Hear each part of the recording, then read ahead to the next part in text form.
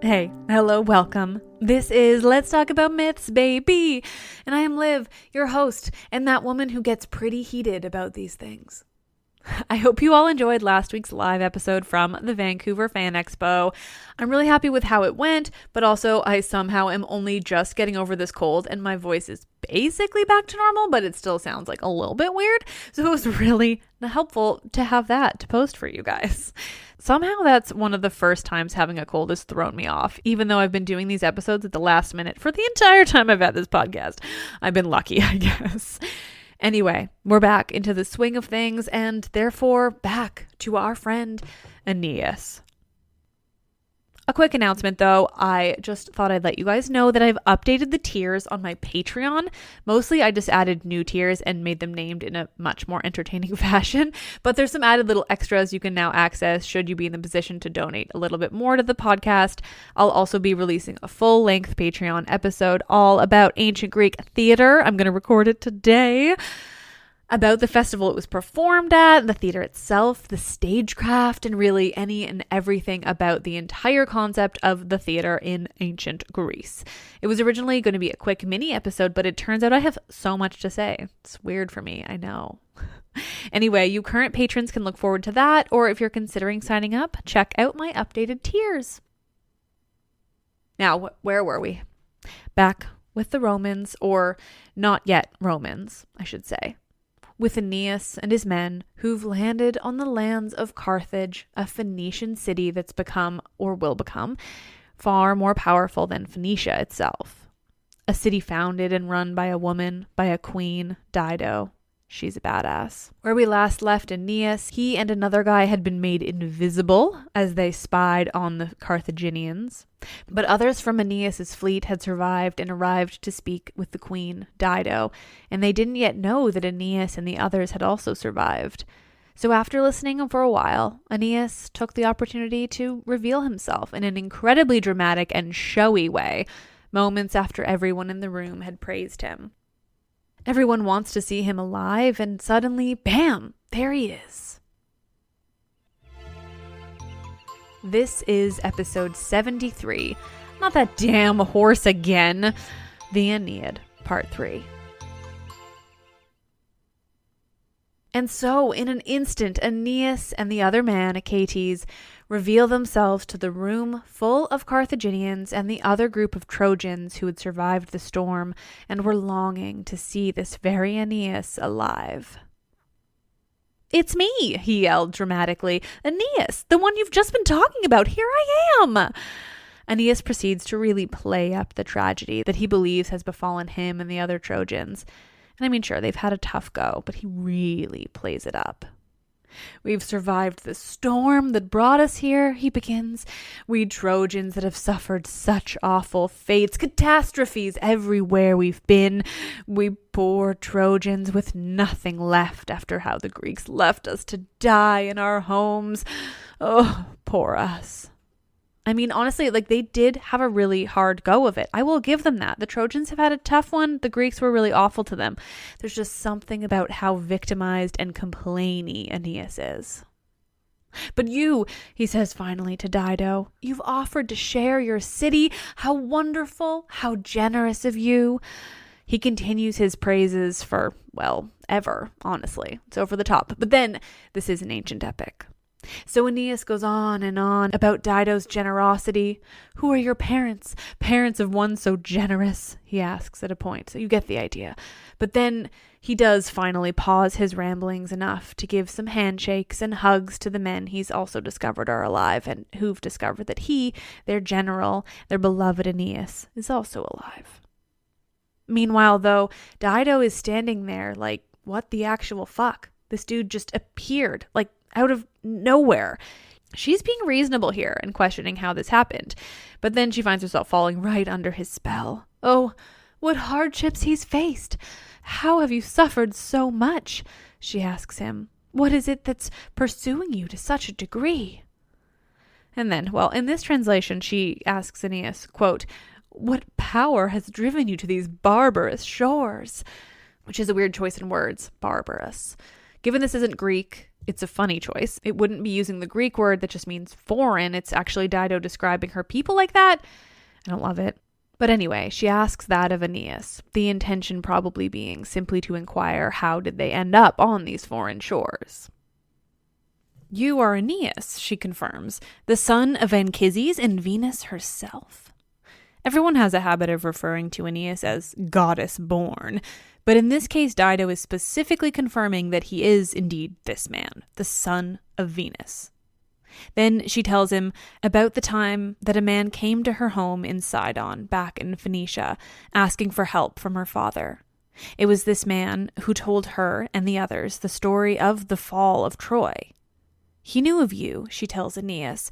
He praised the Trojans and only had good things to say. With that, she welcomes them all once more, telling them that fortune drove her to found her city here, and thus she's learned to help others in distress. She knows what it's like.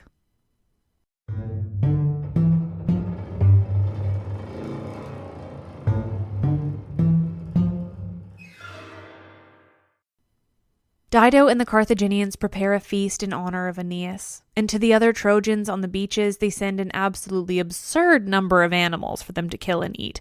Like, it's truly excessive. They list it out. As this is being prepared, Aeneas asks Achates, his companion, to go and get his son, Ascanius, who, well, I can't think of having heard that Aeneas had a son before this moment, so either I glossed over it accidentally, or this is truly the first reference to his having a son with him. And the references include a lot of fatherly affection and care for his child, even though we've barely heard of him. Aeneas also sends Achates to get a collection of gifts that they saved from Troy's ruin, things that had belonged to Helen and to Priam's daughter, jewelry saved from the destruction of Troy. Meanwhile, the goddess of love is scheming. Venus, Aeneas' mother, is trying to figure out how best to use her other, more godly son, Cupid, the Roman name for Eros, to help her mortal son. She's worried that she can't trust Dido and the Carthaginians. You'll remember that the Carthaginians are beloved by Juno, and her goal at the very beginning of this story was to prevent, at any cost, Aeneas and the Trojans from reaching Carthage. I personally keep forgetting that, because they so easily landed on Carthage at the beginning that it seems pointless to have had her try to keep them from there. But Venus hasn't forgotten. She's worried that Juno will use the Carthaginians to hurt Aeneas, so she's coming up with a plan.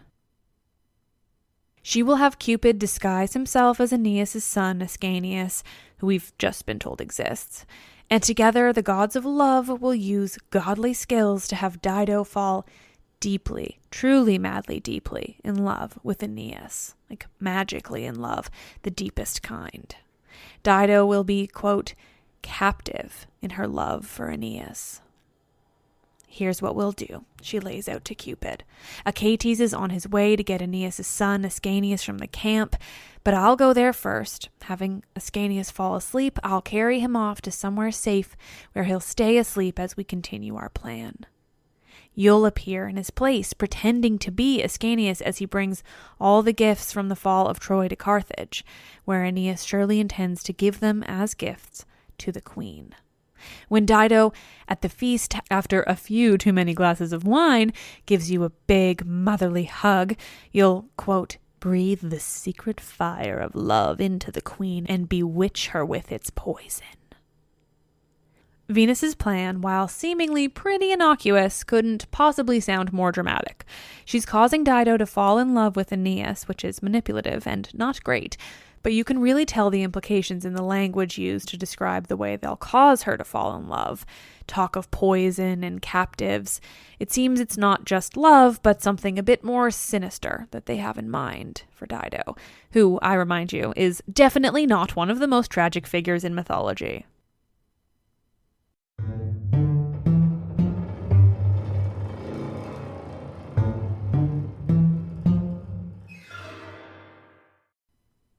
Everything goes as planned. Venus flies off with little Ascanius, who I think we're to assume is quite young, and Cupid disguises himself as the boy, taking his place as they arrive in the palace of Carthage, where he finds his father and the other Trojans sitting with the queen. Cupid, as Ascanius, is very cute and childlike with his father, clinging to Aeneas, giving him hugs. All the while, we're told the doomed Phoenician, meaning Dido, with not at all a menacing descriptor, watches on, gazing at the boy as he interacts with his hot hero father. It seems to me that Dido likely could have fallen for Aeneas even without the help of Cupid and Venus, but they didn't give her a chance. As soon as Cupid has finished fawning over his father, who's really his brother, he turns his attention to Dido. This very young boy approaches Dido, who takes to him immediately. She's got that motherly instinct that I will clarify is not inherent to women, but does in this case apply to Dido. She takes Ascanius, who's really Cupid, onto her lap and gives him a hug, protectively, we're told. Virgil really plays up what's coming for Dido, too. There are so many wildly ominous statements, like here where we're told Dido doesn't know the god that's sitting in her lap, about to bring her great tragedy. Anyway, we're not going for a surprise when it comes to her fate, it seems, and Virgil will use all the depressing descriptors and vague notes of horror to tell you that there is absolutely something horrific in store for Dido because of what Venus and Cupid are doing right now.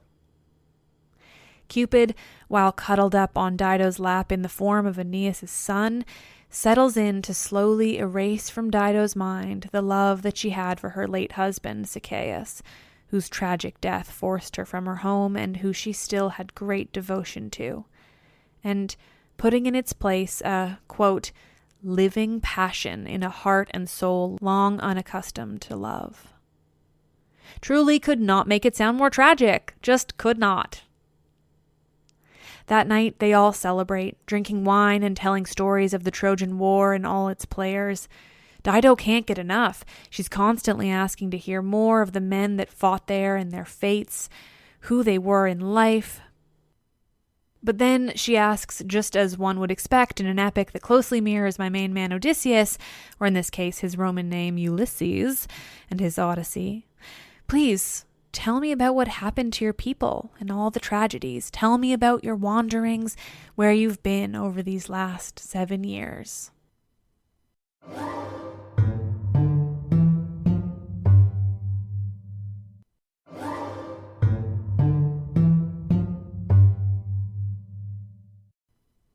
Oh, what a tragic story I have to tell. Aeneas laments like a broken record. We get it, dude. It sucked. Oh, how the Greeks destroyed Troy and all its wealth. Who wouldn't tear up telling this story, he says. Not a Myrmidon or even one of Ulysses' soldiers could tell it without choking up. Oh, it's getting late, he says. The stars are telling us to go to sleep. But oh, if you'll have me tell it now, I will. He can't pass up the opportunity to continue talking, not even if it's so late that they should be sleeping and his story is epically long. No, he'll tell it now, Aeneas reassures everyone there. Aeneas begins way back. You'll need to recall all the way back to my episodes on the end of the Trojan War. Something about a horse and a heel, you remember. Aeneas begins his story with the horse, the giant horse built by the Greeks on the instruction of Minerva, the giant horse which many of them hid inside while the others sailed their ships to hide at a nearby island, so we, the Trojans, would believe they'd given up and finally left us alone. Oh, but they hadn't. He recalls tragically, they only led us to believe they'd had the mercy to just let us be and stop their attack on our shores. Let me be clear here. I am not on the Greek side. They were awful and totally, destroyed a city. It's just that Aeneas is, really whiny. He recalls the first Trojan man to suggest they bring the gift of the horse into the city's walls, and the fight that erupted. The debate as to whether it would be their savior or their downfall. Should they build a fire beneath the horse's belly instead, or stab it through with spears? It's then Aeneas tells his rapt audience that Laocoon comes running up with others, speaking reason to the crowd. Do you really think they've left us alone? He asks frantically. Do you really think they've just left us a gift and gone? Laocoon isn't fooled and continues trying to convince his fellow Trojans not to trust the Greeks and certainly not to trust their so-called gift of this enormous wooden horse that could definitely fit a whole slew of Greeks inside it based on the size and the shape and the hollow sound it makes when he throws his spear into its side. Tragic Aeneas throws in some hindsight here, noting that if only the fates had allowed them, they would have opened up the horse right there and seen the Greeks hiding within. If only they'd been allowed to do that, then Troy would still be standing even now. But that isn't what happened, because Aeneas tells the crowd, at that moment there was the sound of cries, and a group of shepherds from the countryside appeared. With them they brought a man with his hands tied, a stranger who, now that he knows what he knows, Aeneas concludes that this man was hell-bent on bringing the downfall of the Trojans. But at the time, the man was frantic. He convinced the Trojans that had found and captured him that he'd been abandoned by the Greeks, that he was seeking any lands who would take him since he wasn't welcome with the Greeks. Worse than that, they seek to kill him, he tells the Trojans. This man, Sinon, tells the Trojans that he is indeed Greek, but that he has a story to tell. He tells them a story about vengeance and what the other Greeks did to him, how against him cunning Ulysses was, and the lengths he went to ruin Sinon.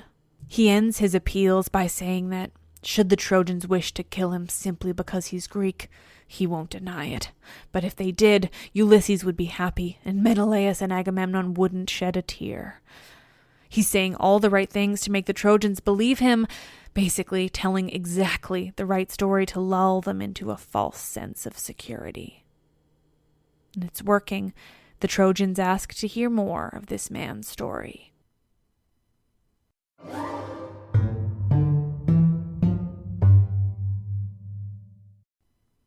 So the Greek Sinon tells the Trojans the rest of his story.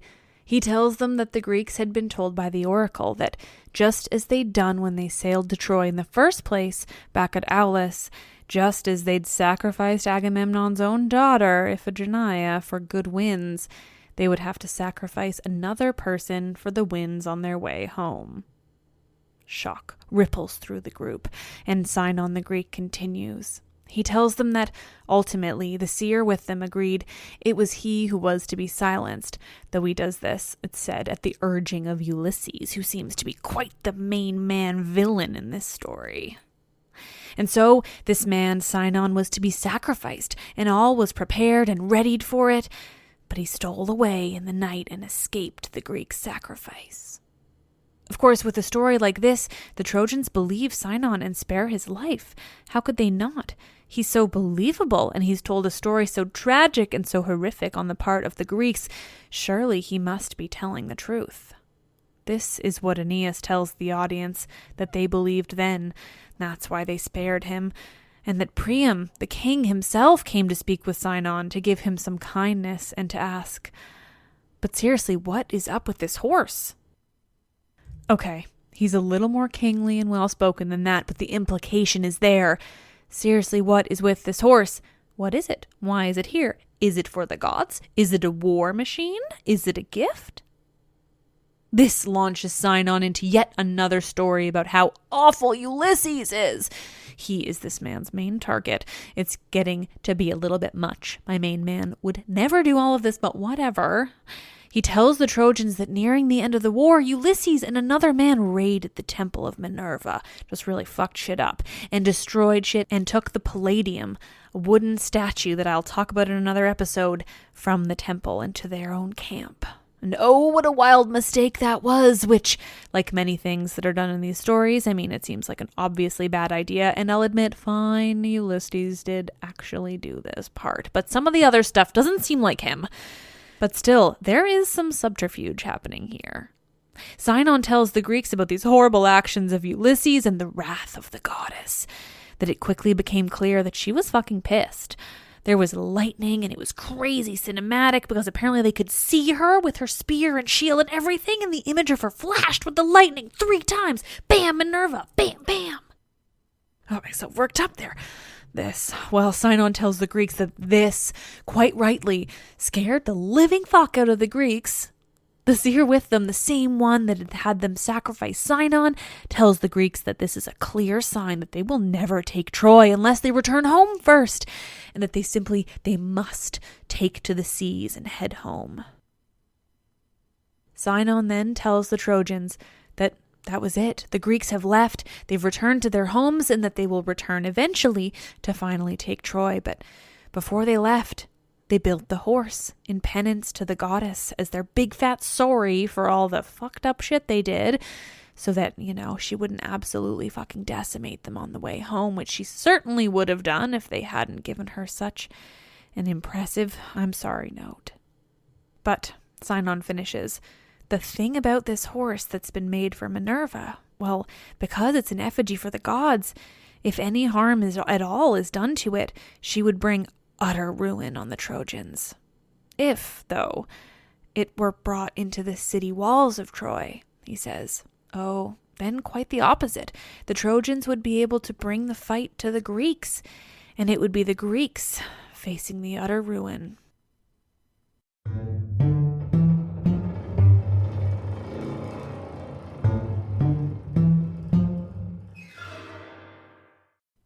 And that was it, Aeneas says to the audience at Carthage as he concludes Sinon's story of the horse. That was what sealed our fate, what caused our ruin, something that not even Achilles could do. We did it to ourselves. But then, Aeneas adds, something happened that was far more terrifying than anything we could have imagined. Out of nowhere, our priest, the man who'd warned against the Greeks and their gift all along, LXXIII, was preparing a sacrifice to Neptune when out of the quiet, tranquil sea, two enormous snakes headed for him. They broke the surface of the water foaming angrily around them. They hissed loudly, and fear filled everyone in sight. They reached the shore, and they came at LXXIII, and not only him, but at his two sons, too. They wrapped themselves around the man and the boys. We tried to get the snakes off of them, hacking at their bodies. LXXIII himself is doing all he can, but their slimy, wet, snaky bodies wrap around the man's neck.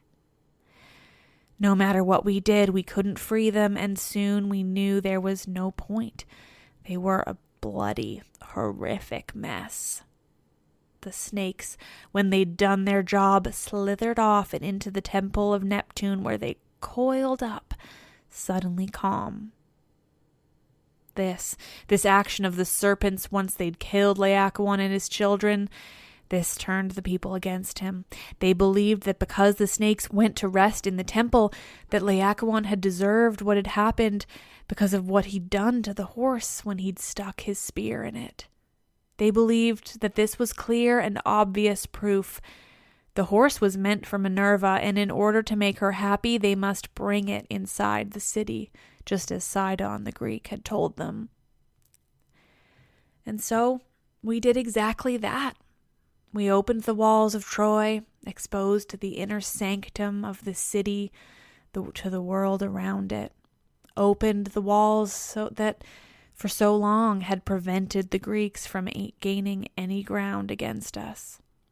Aeneas, once more, quite dramatically, tells in detail, as the horse is brought into the city, how long it took to rope it up, when they began to pull, how every time they had to take a break in pulling it deeper inside the city of Troy, how it would clang with the sound of armor, how they were so caught up in keeping the goddess happy that they continued pulling it, ignoring the signs that something wasn't as it seemed. When, finally, it was deep inside the city, as far as it would go, Cassandra was there, the princess of Troy. She cried out. Of course she did. The woman never was to be believed. Aeneas tells the Carthaginians how she cried out her prophecies, but that it was the gods, too, who caused her not to be believed even then. And so we Trojans, on our last day as real, complete Trojans, decorated the city for celebration.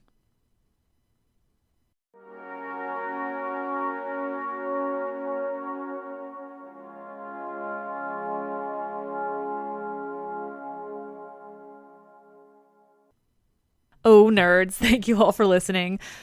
As we make our way through the Aeneid, I'm going to be peppering in some other stories here and there, just to keep you all on your toes, and because the Aeneid isn't quite at the Odyssey levels of excitement, so for my sake and yours, we're going to mix it up as we go. I want Aeneas to be as exciting as my main man, but no one can compare, and that's not his fault. Anyway, as per usual, I'd love if you would rate, review, subscribe, the whole thing. Follow me on social media where I try to be entertaining and sometimes succeed. You can find me on Instagram, Twitter, Facebook. It's all at Myths Baby. You're all the best. I am Liv, and of course, I love this shit.